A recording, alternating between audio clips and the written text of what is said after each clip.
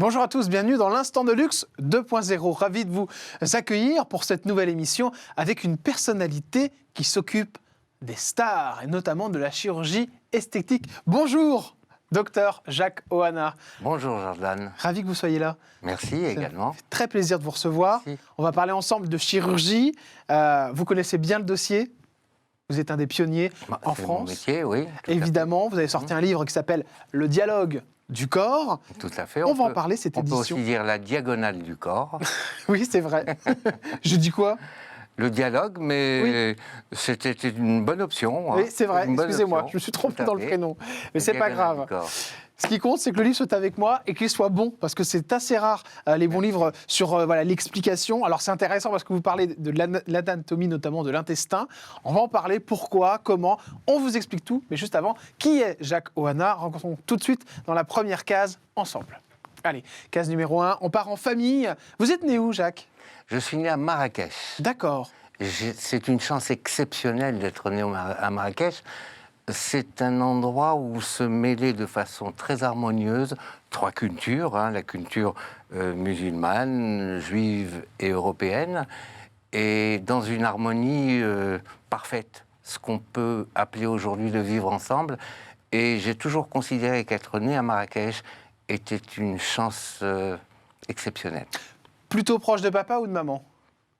Ah, ça, c'est une question difficile. Compliqué. Euh, Ça dépend, des fois on est plus proche du Oui, père. c'est vrai, non. Ça dépend, hein. Vous étiez...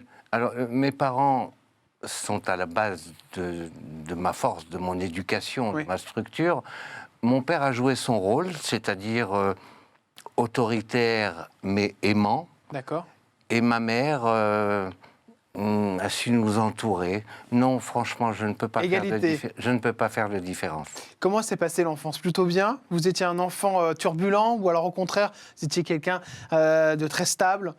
Alors, je suis le second d'une fratrie de 6 enfants. Et le second, c'est un rôle un peu particulier parce qu'il peut se définir soit en compétition, soit en retrait. Je me suis défini en retrait. Je suis dans la discrétion. Je suis dans mon monde personnel. Je ne suis pas en compétition avec personne. Et je trouve que ce rôle de second est aussi une chance quand on sait en profiter. Case suivante, partons sur la numéro 5, si vous le voulez bien. On va rentrer dans le vif du sujet. Alors, case numéro 2, c'est la case de la chirurgie, évidemment, esthétique. Et puis, la case de la santé, on y reviendra juste après. Elles se ressemblent toutes les deux, donc c'est vrai que, du coup, on les a un petit peu collées pour cette émission. Alors, chirurgie esthétique, on commence avec ça, parce qu'évidemment, ça fascine tout le monde. Déjà, vous, c'est né à quel moment? À quel moment vous avez eu envie de vous y moi, pencher? c'est très simple. J'ai été nommé interne des hôpitaux de Paris à un moment où la chirurgie esthétique n'existait pas. Oui. Lorsque j'ai choisi cette spécialité, j'ai choisi la chirurgie réparatrice. Je faisais des reconstructions après cancer, ce qu'on a appelé les gueules cassées, les escarres, les brûlures. Donc réparatrice, c'est forcément, il faut qu'il y ait eu un souci pour que vous le répariez. Hein. Oui, c'est-à-dire rendre une apparence normale à une structure qui est pathologique. Vous avez travaillé beaucoup avec les grands brûlés? Énormément, bien sûr, les gueules cassées, les reconstructions de seins. Donc c'était mon choix. D'accord. Je voulais faire de la chirurgie réparatrice. Et c'est tombé au moment où la chirurgie esthétique a commencé à se développer et a connu des progrès fulgurants. Donc, le lifting cervico-facial, la lipoaspiration, je suis un petit peu né avec, et donc j'ai pris le train, le premier train de cette locomotive qui est ce qu'on appelle aujourd'hui la chirurgie esthétique. Mais c'était un choix, on va dire, totalement involontaire. Et je suis obligé de reconnaître parfaitement bienvenu. Être plasticien, ça veut dire quoi exactement? Plasticien, c'est la chirurgie des formes. D'accord. Aussi bien des formes pathologiques qu'on rend normales, que des formes normales qu'on rend plus belles. Docteur, qu'est-ce qui se passe sur un corps quand il vieillit de manière générale? On m'a expliqué qu'il y avait la fonte des graisses. Alors, le vieillissement a des expressions différentes d'une personne à l'autre. D'accord. Il y a des vieillissements atrophiques avec un affinement des tissus, les joues qui se creusent, les fosses temporales qui se creusent, les creux claviculaires qui se décharnent. Et il y a à l'inverse, au contraire, un vieillissement plutôt pléthorique, un peu boursouflé, un peu gonflé. Enfin, franchement, si l'on pouvait, mais on ne peut pas, éviter l'un ou l'autre, ça serait une bonne chose. Alors comment on arrête ça? Et pourquoi, quand on grossit, quand on vieillit, on fait beaucoup plus jeune que si on est tout maigre? C'est très simple. Si vous voulez, le fait de grossir, le fait d'avoir une masse graisseuse, ça retend les tissus. Ouais. Et de ce fait, on va dire l'affaissement, où les rides ne paraissent pas. À l'inverse, lorsqu'il y a une atrophie, la peau est livrée à elle-même, c'est-à-dire au relâchement, et donc à un vieillissement plus apparent. Il y a des endroits où c'est plus facile de travailler sur un visage. Moi, je sais que, par exemple, je suis venu vous voir, comme ça, on a été présenté par un ami commun qui s'appelle Stéphane.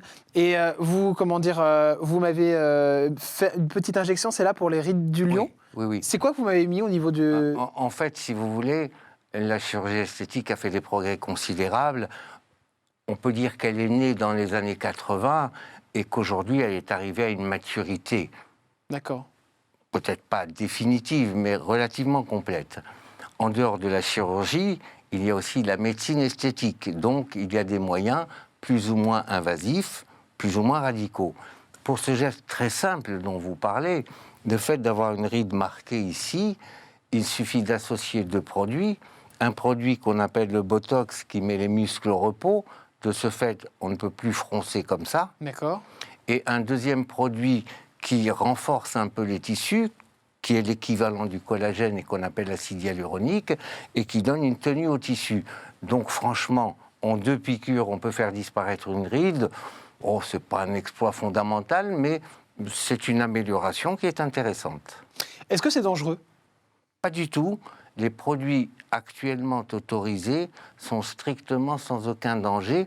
Pour l'essentielle raison, c'est qu'ils sont résorbables. D'accord, donc ça rentre... C'est-à-dire qu'ils disparaissent en quelques mois sans laisser de traces. Docteur Ouana, dans combien de temps ma ride du lion va revenir? Je l'ai fait il y a à peu près 2 semaines. Écoutez, pour avoir associé du Botox dont l'efficacité est de 6 mois et l'acide hyaluronique dont l'efficacité est de 1 an, je pense que pendant 1 an, le résultat sera tout à fait correct. Et après, il faut refaire tous les ans, en fait? Éventuellement, mais un geste qu'on fait en 5 minutes n'est pas, franchement, bien sûr, quelque chose de difficile.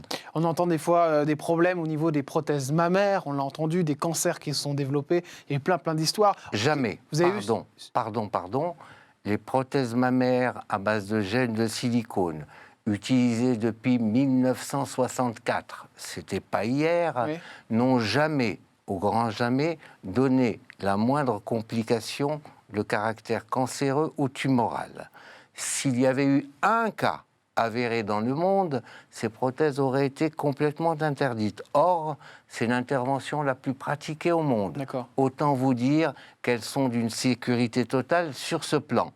Après, tout geste, prothèse ou autre chose, comporte des avantages et des inconvénients qu'il importe d'expliquer au patient et libre à la personne de choisir ou pas. Mais cancer et prothèse sont 2 choses qui n'ont rien à voir. Docteur, quand une femme vient vous voir, je prends une femme pour exemple, ça pourrait être un homme aussi, mais bon, sur l'exemple que je vais citer, c'est plus une femme, et vous demande une paire de poitrine beaucoup trop grosse par rapport à son corps, ça doit vous arriver. À quel moment vous lui dites non, ça on ne peut pas le faire? Ça doit vous arriver souvent, ça. Alors, d'abord, si vous voulez, un chirurgien plasticien ne doit pas être dans le jugement. D'accord.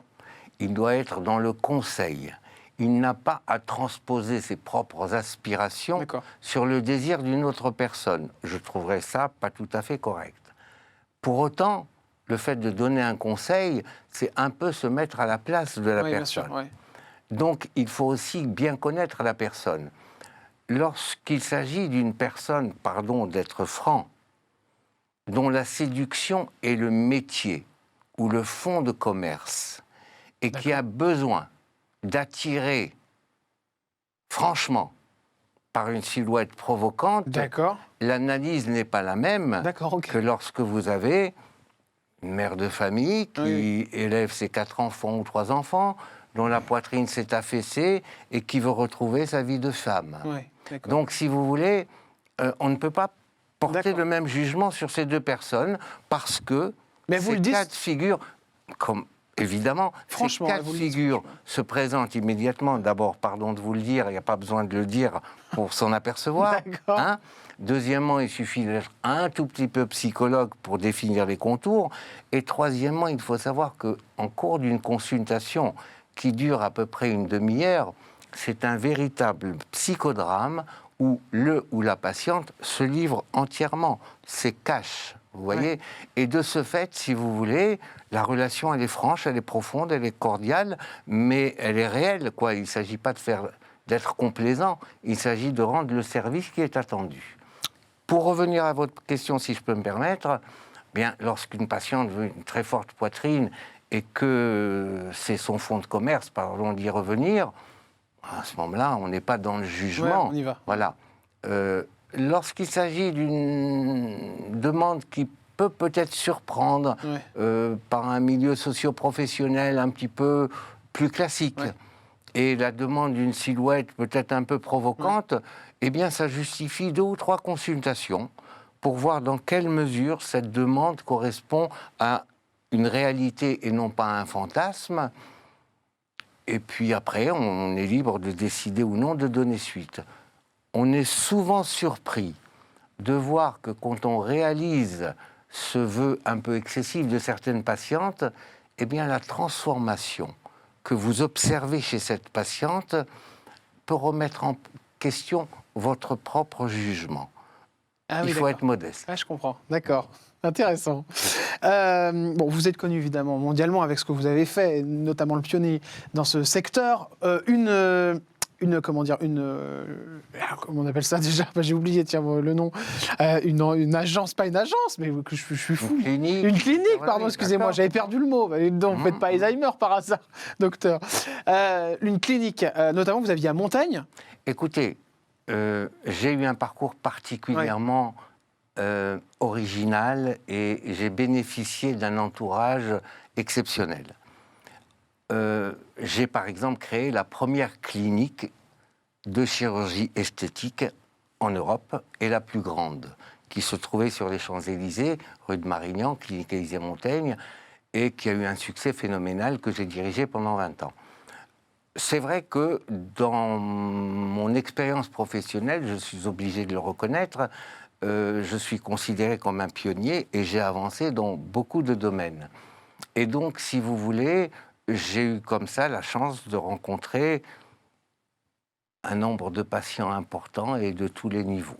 De tous les niveaux. Ça va vraiment de tous les niveaux, docteur Roana. Ça va de la dame qui fait le ménage. De l'assistante maternelle à la personne qui est en recherche d'emploi, jusqu'aux personnes dont la situation sociale atteint des niveaux qu'on peut considérer comme élitiste. excessifs. Excessif. Tout à fait. Et les personnalités dans tout ça. Vous êtes connu aussi pour être le chirurgien des stars.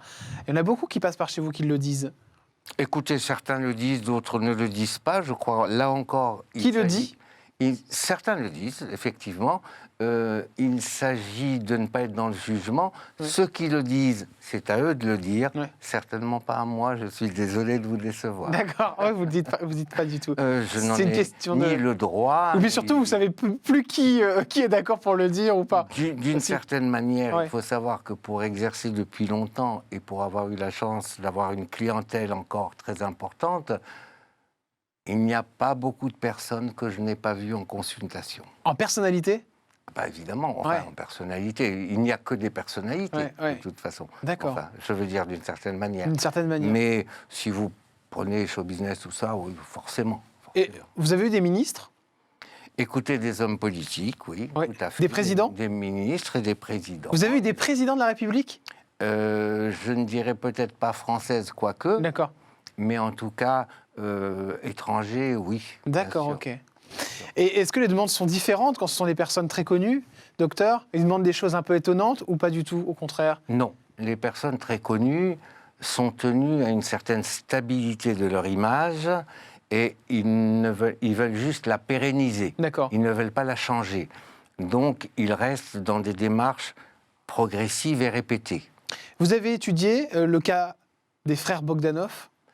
Alors, Vous devez avoir votre avis. Parce que... Je ne l'ai pas étudié, Ouais. je le connais personnellement pour connaître très bien ces deux personnes, D'accord. pour qui j'ai une grande estime et pour qui je me suis souvent posé la question de cette motivation. Mais attention, ces gens sont très intelligents. Ils savaient parfaitement ce qu'ils voulaient. Et s'ils, c'est mon avis, hein, je Ouais. suis désolé de le dire, et si ils ont cherché à se déformer, Oui, c'était volontaire. d'accord. Ils voulaient donner l'image d'extraterrestres. Ils voulaient être différents des autres. Et vous avez beau leur dire, mais c'est excessif, mais ça ressemble à rien. Vous leur avez dit? Écoutez, je les ai vus plusieurs fois. Je ne dis pas que j'ai agi plusieurs fois sur eux. D'accord. Mais j'étais très souvent un élément temporisateur. Mais j'ai bien compris qu'ils étaient suffisamment intelligents pour savoir parfaitement ce qu'ils voulaient, et contrairement à ce qu'on peut penser, ils n'en étaient pas les victimes, mais plutôt les chefs d'orchestre. D'accord. Et est-ce qu'on peut s'injecter soi-même du Botox, comme il a souvent été dit concernant les frères Bogdanov, Non, de l'acide? non, soi-même, eux-mêmes Oui. ne se sont jamais injectés de Botox. D'accord. Maintenant, si je peux me permettre aujourd'hui de dire la réalité des choses, Oui.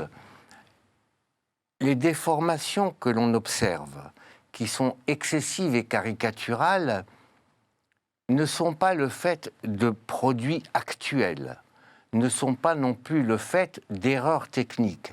Elles sont le fait de produits qui étaient utilisés il y a 20 et 30 ans, D'accord. à base de silicone injectable, polyméthylmétacrylate, peu importe, mais des produits non résorbables, D'accord. aujourd'hui totalement interdits. Ah, d'accord. Interdits pourquoi?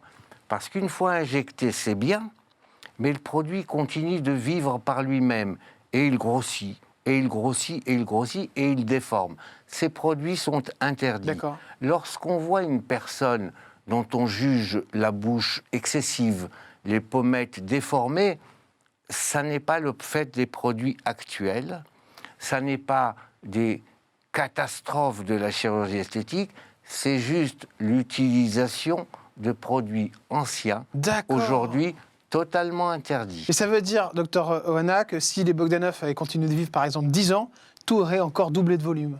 Doublé peut-être pas, mais ça aurait continué d'évoluer, puisque D'accord. ces produits non résorbables, c'est-à-dire définitives, évoluaient par poussée inflammatoire. Et ce qui est original dans ce cas, je me dois de le dire, Ouais. je les connais amicalement, c'est que ces poussées inflammatoires ne les paniquaient pas le moins du monde. Et D'accord, ok. quelque part, ça rentrait dans leur logique, on va dire, Oui, un peu mystique. métaphysique, peut-être. Mais alors, du coup, ce que vous me dites, ce qui est très intéressant, c'est qu'il n'était même pas responsable de cette poussée Non. qui s'occupait, enfin voilà, Non. qui était sur leur corps. Non, comme de nombreuses personnes qui ont eu ce type de Problème. de produits, Ouais. eh bien, ils sont victimes de l'évolution indépendante et anarchique du produit. On parle, pardon, aucun nom ne sera cité, de personnes dont les lèvres sont trop grosses Ouais. ou de pommettes qui sont difformes. Personne n'a voulu ça, ni le praticien ni la patiente, mais le produit utilisé, fort heureusement aujourd'hui interdit, est à l'origine de ces... D'accord. Bon, et finalement, c'est fascinant. Je ne sais pas si, comme vous, comme moi, pardon, vous avez envie comme ça d'en savoir plus. En tout cas, vous pouvez savoir plein de choses en lisant ce livre et en l'achetant, évidemment. La diagonale du corps, je regarde bien le titre pour ne pas me tromper, parce qu'on ne sait jamais. Aux éditions Cherche Midi, ça, je ne me trompe pas. Vous expliquez plein de choses. Et qu'est-ce qu'on peut retenir de ce livre, Jacques Oana, si vous pouviez le résumer en quelques mots? D'abord, que ça n'est pas un livre de chirurgie esthétique. C'est un livre de réflexion sur la beauté, sur l'art et sur les sciences humaines. J'ai beaucoup appris en écrivant ce livre sur la littérature, l'anthropologie, la sociologie, la psychologie. Je veux simplement dire que la chirurgie esthétique, qui aujourd'hui est un phénomène courant dans la vie quotidienne de tout le monde, s'inscrit comme un élément qui n'est pas subversif, qui s'intègre dans les possibilités de chacun, auxquels on peut ou non avoir recours. J'ai tout le respect pour ceux qui ne se font pas opérer, Oui. et je trouve qu'ils ont totalement raison, de la même manière que je ne critique pas ceux qui se font opérer, ils ont, à leur manière, eux aussi raison. Case suivante, avec le docteur Jacques Oana, je vous propose de partir sur la case numéro 3. Allez, on l'ouvre ensemble, c'est l'amour. Moi, j'ai une question importante. Vous êtes en couple? Je suis, et j'ai cette chance, j'ai beaucoup eu de chance dans ma vie, c'est peut-être la plus grande chance que j'ai eue, marié depuis 42 ans, avec une personne que je peux qualifier d'ange. Un ange? Ange gardien. Un ange gardien. Tout à fait. Cet ange gardien, est-ce qu'il n'est pas un peu jaloux des fois de se dire que son mari passe la journée avec des femmes qui leur montrent forcément la poitrine, parce que vous voyez toute l'intimité de ces personnes qui viennent vous voir toute la journée. C'est compliqué pour elle ou pas, ça? Logiquement, elle devrait l'être. Oui, mais non. J'ai pas dit ça. Elle a l'intelligence de ne pas le montrer. D'accord, elle ne le montre pas, d'accord, donc c'est différent. Voilà. Et évidemment, quand on est la femme du docteur Jacques Oana, on a envie de se faire des petites injections à Pas droite. une seconde. Pas une seconde. Je dirais très clairement que je crois, d'abord de façon certaine, je n'ai fait aucune intervention pour ma femme parce qu'elle n'est pas demandeuse. D'accord. Et je respecte et à juste titre. Après, quelques petites injections de Oui. temps en temps, on va dire presque. Quelques petites piqûres, oui, par Franchement. distraction. Oui, honnêtement, par coquetterie. Oui, voilà, par tout coquetterie. simplement. Mais c'est vrai que chez vous, c'est drôle parce que, encore une fois, je raconterai l'histoire, mais c'est assez marrant. Je suis passé vous voir par le biais d'un intermédiaire, d'une personne qu'on connaît ensemble qui s'appelle Stéphane Halimi, qui a une boutique d'ailleurs d'optique, qui s'appelle Optique de tout à fait. l'Odéon. Allez-y Tout à si fait. vous voulez des lunettes. Hein. Tout à fait. Parce qu'on y est allés ensemble, pardon. Et puis il m'a présenté à vous, et 5 minutes après, je me suis retrouvé sur le bio.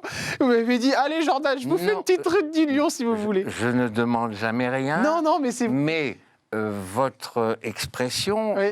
ou ce que vous avez demandé a conduit à ce geste simple. Exactement. Ça a ouais. pris quelques minutes.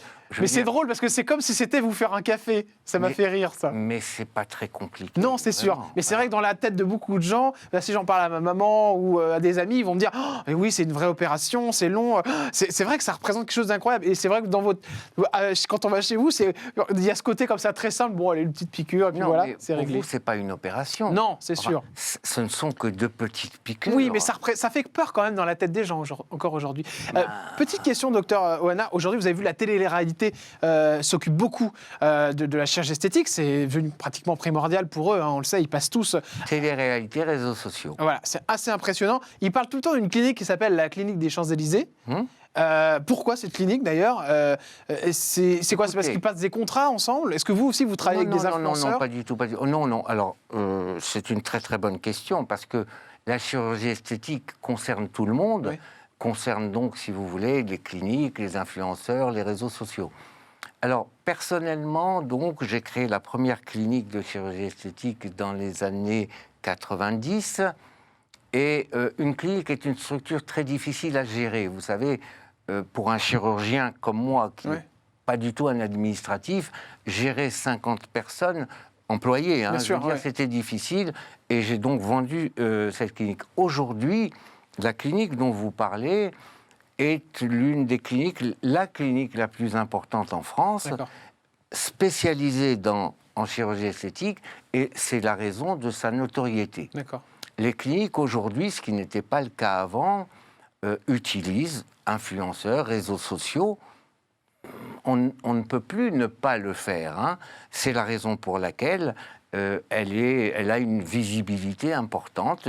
Est-ce que vous dealez, vous aussi, Jacques Oana, des influenceurs qui viennent vous voir, puis vous leur faites une piqûre, en échange, ils font une petite story? Alors, moi, je dirais que j'ai la chance d'avoir un train de retard. D'accord. Je ne sais pas ce que c'est que Facebook, je ne sais Instagram. pas ce que c'est. Alors, j'ai, je crois, Ouais. un compte, mais je n'en D'accord. connais même pas les Vous codes. n'êtes pas là-dedans, en tout cas. Non. Vous n'avez pas besoin. Je n'y suis pas. J'ai la chance de ne pas en avoir besoin. Mais je trouve que tous les jeunes chirurgiens qui ont des comptes Instagram, etc., ils font avec l'air du temps. Je ne critique pas. Dernière case, évidemment, celle que je préfère. On va passer à la case numéro 6 pour l'argent. La 4, c'était la politique. On en a parlé un petit peu tout à l'heure. L'argent, cher docteur Oana, important. Bon, alors, on imagine que vous êtes milliardaire, millionnaire, je ne sais pas, moi. Quand on a une clinique Champs-Élysées, clinique de chirurgie esthétique, pardon, vous aviez celle de Montaigne, vous disiez 40 employés, c'est énorme. En plus, la chirurgie esthétique, ce sont des sommes hallucinantes. On vit bien quand on est directeur d'une clinique. On vit bien. Ouais. Ça nous monte pas un peu à la tête, tout cet argent? Non, parce que si vous voulez, l'argent n'est qu'un moyen. Et gagner de l'argent n'a de l'intérêt que si on le dépense. J'adore. Ah, c'est marrant. Franchement, je ne vois pas l'intérêt de gagner de l'argent si c'est pas pour le redistribuer d'une certaine manière. Bien sûr, d'accord. Ah, maman. Parce que ma mère me dit toujours que je suis un panier percé. Ah non, ça c'est certain. Faut écouter Jacques Oana. Ceci étant dit, pardon de vous dire quelque chose. Oui.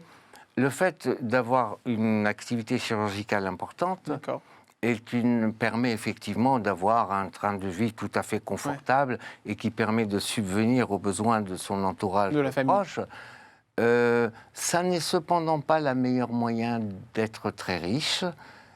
Pour ceux qui veulent être riches, je conseillerais plutôt l'immobilier, par exemple. C'est encore plus puissant. Oui. On appellera Stéphane Plaza alors la prochaine fois sur ce plateau. Petite question rapide, mais par exemple, si je veux me faire cette ride du lion, moi j'ai eu le plaisir, vous me l'avez offert, hein, je vais être honnête avec les gens qui nous regardent, mais combien ça coûte? Par exemple, ce que vous m'avez fait, 2 petites piqûres à peu près? Franchement, si vous voulez, deux petites piqûres de Botox, un peu d'acide hyaluronique, ça ne peut pas dépasser 300 €. D'accord, à peu près 300 €. Voilà. Et c'est les rides du lion, c'est pareil. Les rides au-dessus, c'est pareil. C'est à peu près. Oui. Enfin, franchement, c'est devenu très abordable. C'est devenu vraiment. très abordable. Après, tout est relatif. Hein, je suis tout à fait d'accord. C'est vous qui recevez dans votre cabinet? Je reçois.